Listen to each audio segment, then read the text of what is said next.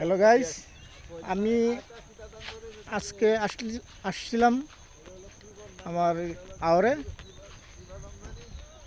বিশেষ করে উদ্দেশ্য ছিল দুইটা।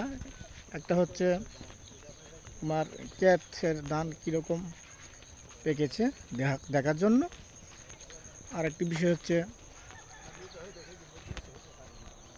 আমি আজ থেকে আর 15-16 বছর আগে আসতাম তখন একটা ধান দেখতাম, কাইল্লাজিরা গাছ।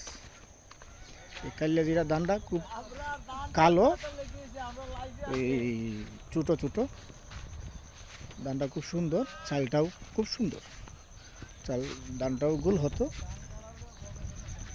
এটার জন্য দেখতে আসছিলাম, কিন্তু বন্ধে এসে দেখি যে কাইল্লাজিরা নামক যে ধান, এই ধান কেউ লাগায় না, তাদের পোষায় না, এই বিদায় লাগায় না।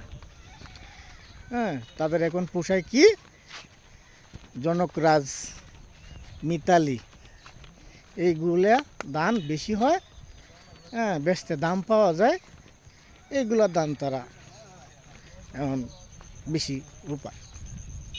আর যে 29-88 শক্তি 2 এইগুলা তারা অল্প জমি লাগায়, যাতে তারা এই কাওয়ার ধানটা হয় বছরে।